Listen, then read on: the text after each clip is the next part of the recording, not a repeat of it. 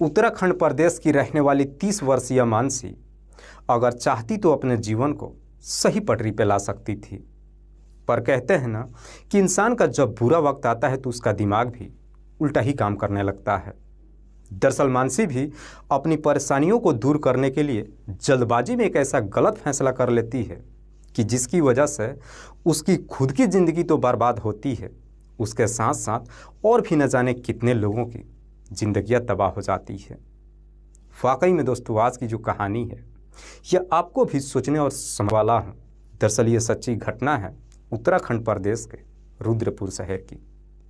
रुद्रपुर का एक इलाका पड़ता है रामपुरा, और इसी रामपुरा इलाके का रहने वाला है सुमित श्रीवास्तव। सुमित जिसकी उम्र है लगभग 32 साल के आसपास, जो एक ऑटो चालक है। दरअसल सुमित के परिवार में उसकी पत्नी मानसी के अलावा एक बेटा है जिसकी उम्र है 4 साल।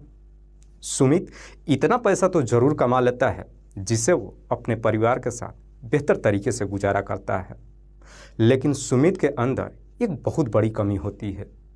दरअसल सुमित जो देखने में सीधा साधा ही नहीं है, बल्कि वो लोगों पर ही बहुत जल्द भरोसा कर लेता है। बात कर रहा हूँ मैं 14 नवंबर 2024 की रात्रि के करीब 8 बजे के आसपास। जब सुमित अपने घर से निकलता है तो अपनी पत्नी से बोल करके जाता है कि मैं किसी काम से बाहर जा रहा हूँ और थोड़ी देर में घर वापस आ जाऊँगा।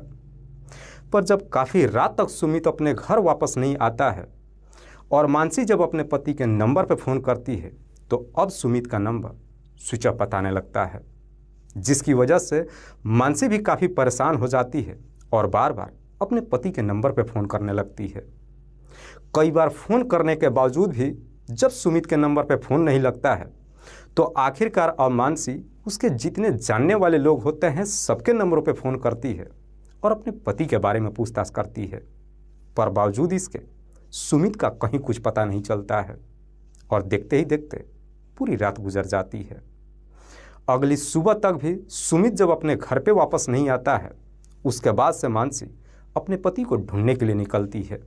पूरे दिन का समय गुजर जाता है, रात की भी समय गुजर जाती है, और 16 नवंबर को भी सुमित जब घर पे वापस नहीं आता है तो आखिरकार मानसी 16 नवंबर को सुबह सुबह इसी रामपुरा थाने में जाती है और अपने पति की गुमशुदगी की रिपोर्ट दर्ज करा देती है।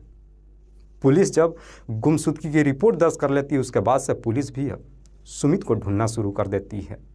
दरअसल पुलिस सुमित को ढूंढने के लिए सबसे पहले उसके मोबाइल नंबर का कॉल डिटेल्स निकालती है, पर इस डिटेल्स से भी पुलिस को कुछ ऐसा नहीं मिलता है जिससे उन्हें कोई मदद मिल सके। दरअसल पुलिस भी अब ये चीज़ सोचने पर मजबूर हो जाती है कि आखिरकार सुमित अपनी पत्नी और 4 साल के बेटे को छोड़कर बिना किसी को कुछ बताए कहाँ चला गया। हालांकि पुलिस अपनी तमाम कोशिश तो करती है, देखते ही देखते लगभग 10 दिन का समय गुजर जाता है, पर बावजूद इसके सुमित के बारे में कुछ भी नहीं मालूम चलता है। पर जैसे ही 10 दिन का समय गुजरता है, इधर रुद्रपुर के ही प्रीति बिहार के अंतर्गत कल्याणी नदी के किनारे लोगों को कुछ दुर्गंध महसूस होती है। लोग इस बात की जानकारी पुलिस को दे देते हैं।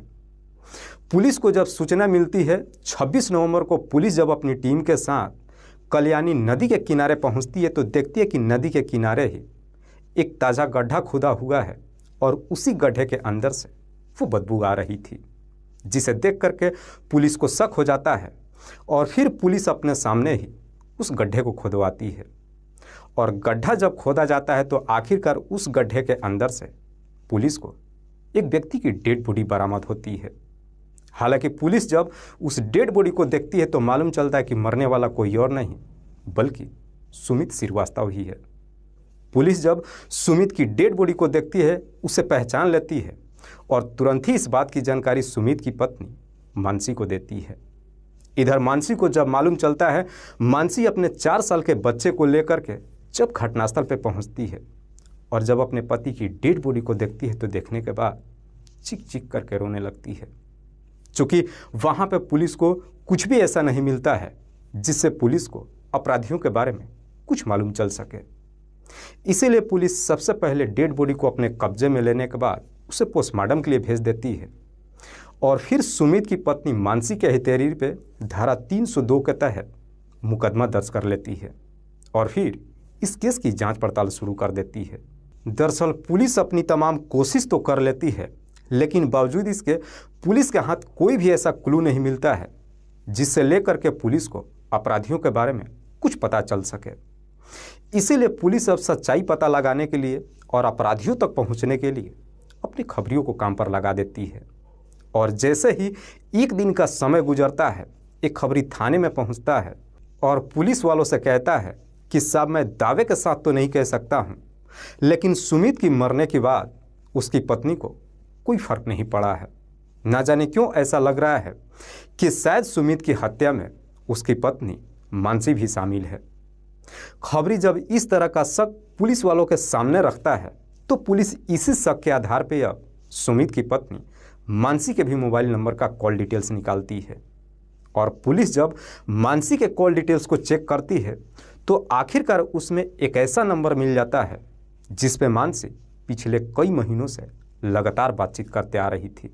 दरअसल मानसी उस नंबर पे उस दिन भी कई बार बातचीत की थी जब उसका पति घर से कहीं गायब हो चुका था। पुलिस जब उस नंबर का डिटेल्स निकालती है तो मालूम चलता है कि वो नंबर किसी गणेश के नाम पर रजिस्टर्ड है। गणेश जिसकी उम्र है लगभग 28 साल के आसपास, जो इसी रामपुरा इलाके का ही रहने वाला है। पुलिस को जब इस तरह की डिटेल्स मिल जाती है, पुलिस इसी डिटेल्स के आधार पर 27 नवंबर 2024 को गणेश को हिरासत में ले लेती है। और पुलिस जब गणेश को लेकर के थाने में पहुंचती है तब पुलिस को याद आता है कि दरअसल 16 नवंबर को जब मानसी अपने पति की गुमशुदगी की रिपोर्ट दर्ज कराने के लिए थाने में आई थी तो मानसी के साथ गणेश भी आया हुआ था। पुलिस जब गणेश से सुमित की हत्या के बारे में पूछताछ करती है तो इस पे गणेश भी पुलिस वालों को जवाब देते हुए कहता है कि साहब आप लोग कैसी बातें कर रहे हैं। दरअसल सुमित जो मेरा जिगरी दोस्त था, मैं अपने ही दोस्त की हत्या कैसे कर सकता हूं।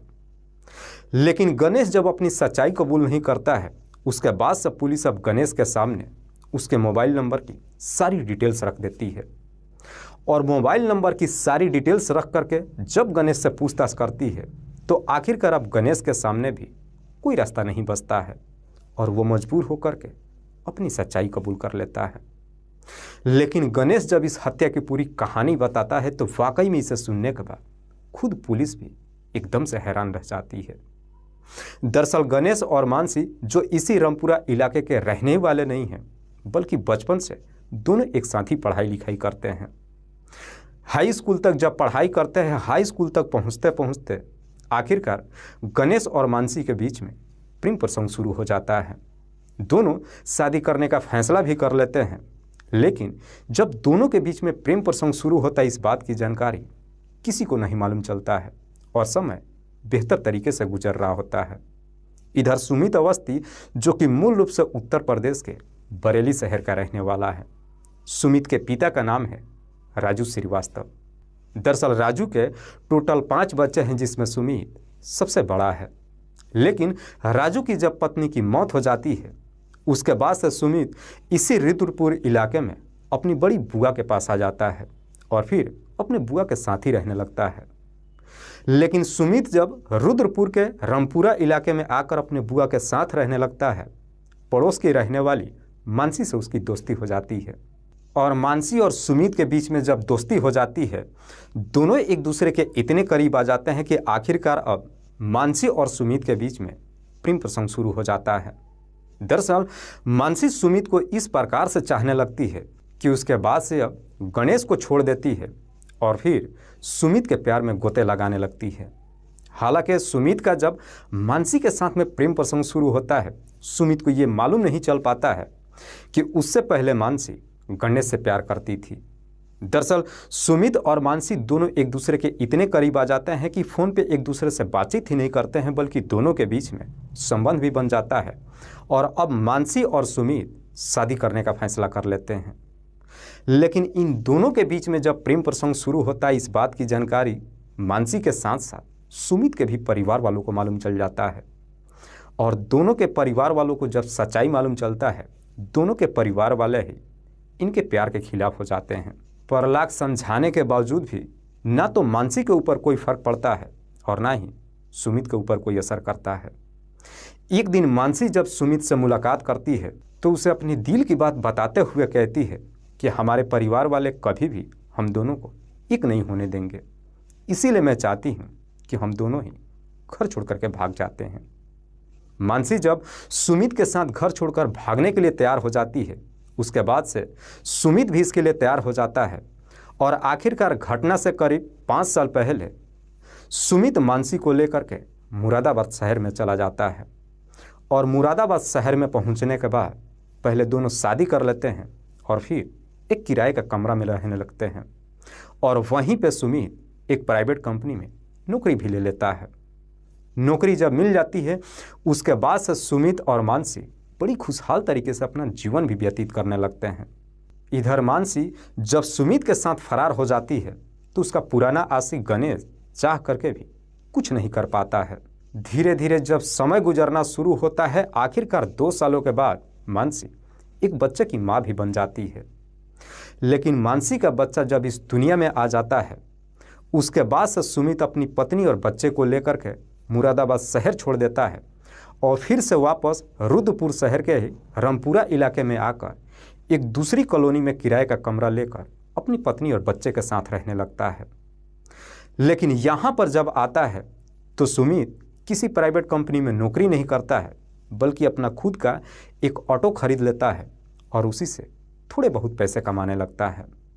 लेकिन सुमित जब ऑटो चलाना शुरू करता है और जब ड्राइवरी लाइन में उतरता है तो आखिरकार इस लाइन में आने के बाद सुमित शराब का आदी हो जाता है। दरअसल सुमित जब ऑटो चलाना शुरू करता है, कमाई तो ज़्यादा नहीं होती है, पर जो भी पैसा कमाता है वो सारा पैसा शराब में उड़ा देता है। और नशे की हालत में जब घर पे पहुंचता है, मानसी जब अपने पति को नशे के हालत में देखती है उसे काफ़ी समझाने की कोशिश करती है, लेकिन सुमित अपनी पत्नी की बात मानने की बजाय मानसी की पूरी तरीके से पिटाई कर देता है, जिसकी वजह से अब सुमित और मानसी के बीच आए दिन हर रोज छोटी मोटी बातों को लेकर झगड़े तकरार शुरू हो जाता है। और जैसे जैसे समय गुजरता है मानसी भी अपने पति से दूर होने लगती है। दरअसल एक दिन मानसी जब शाम के वक्त मार्केट से अपने घर वापस आ रही थी, तभी रास्ते में उसकी मुलाकात उसका पुराना प्रेमी गणेश से हो जाती है।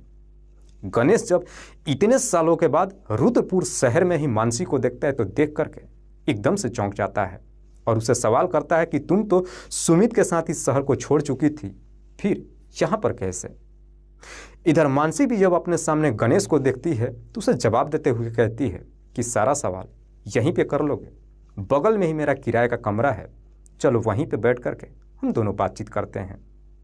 उसके बाद से मानसी गणेश को लेकर अपने कमरे पर चली जाती है और फिर गणेश से अपनी सारी कहानी बता देती है।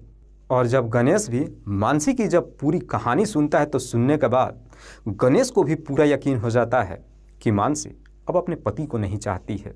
चूँकि गणेश इतने सालों के बाद अपनी प्रेमिका के बगल में बैठ करके जब बातचीत कर रहा होता है, आखिरकार गणेश को भी उसका पुराना प्यार ताज़ा हो जाता है, जिसकी वजह से जब गणेश वहाँ से निकलता है तो मानसी का मोबाइल नंबर ले लेता है और फिर फ़ोन के जरिए दोनों एक दूसरे से बातचीत करने लगते हैं।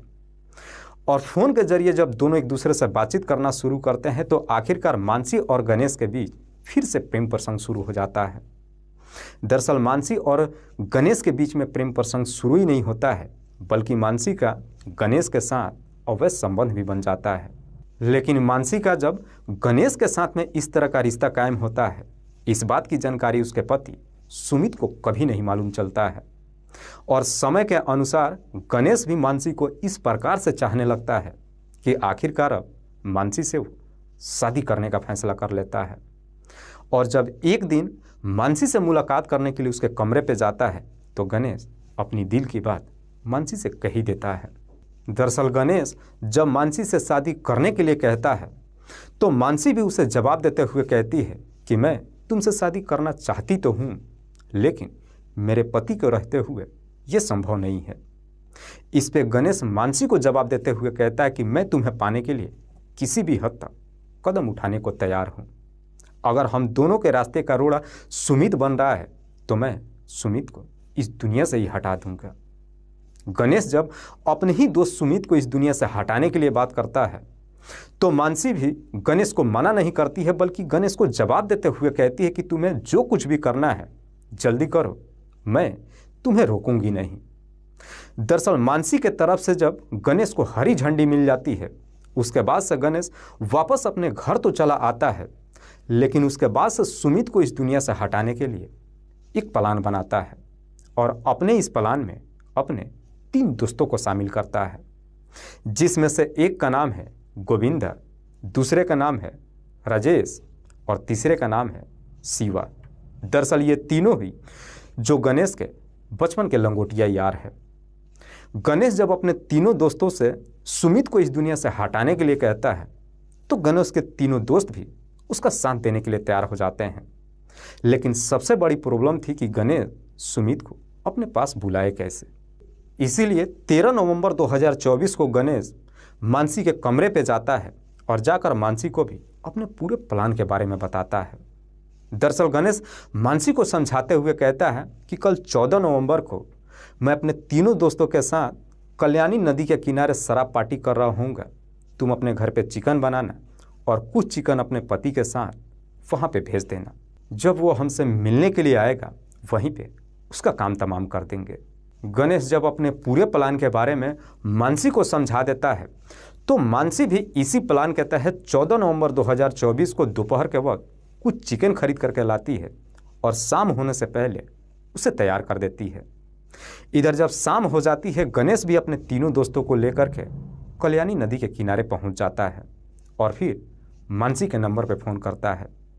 करीब 7 बजे के आसपास हर रोज के तरह सुमित जब अपना ऑटो लेकर के घर पे पहुंचता है, तो मानसी भी अपने पति को समझाते हुए कहती है कि दरअसल गणेश घर पे आया था और वो बोल करके गया है कि वो अपने दोस्तों के साथ कल्याणी नदी के किनारे शराब पार्टी कर रहा है।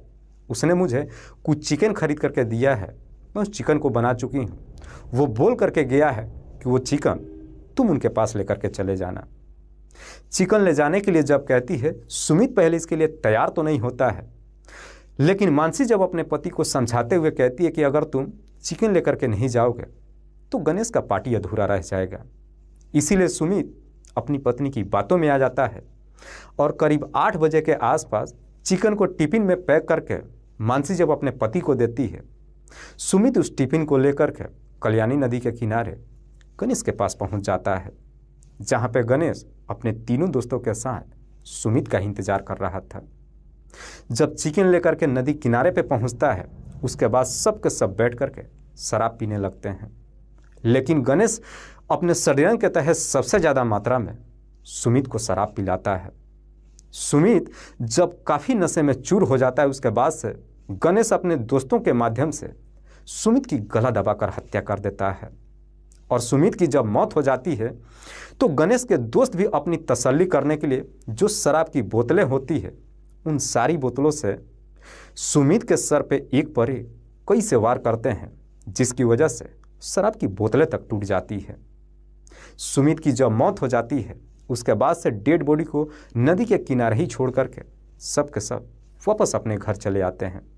लेकिन गणेश वापस अपने घर नहीं आता है, बल्कि वहाँ से सीधे मानसी के पास चला जाता है।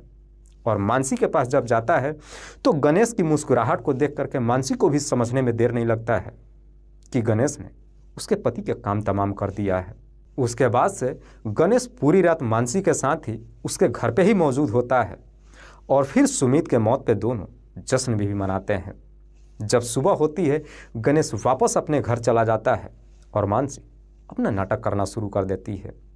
और एक दिन के बाद 16 नवंबर 2024 को मानसी जब थाने में रिपोर्ट दर्ज कराने के लिए चली जाती है, उसके बाद से गणेश भी अपने तीनों दोस्तों को इशारा कर देता है।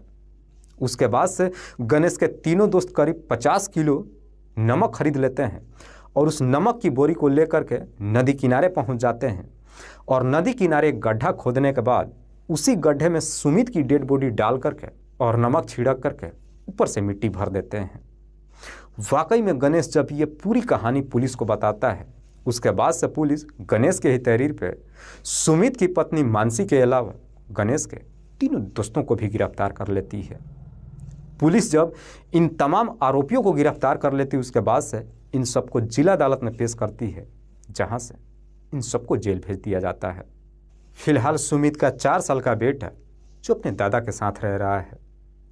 दोस्तों, इस पूरी घटना के बारे में आप क्या सोचते हैं? आप अपनी राय हमें कमेंट बॉक्स में जरूर दीजिएगा।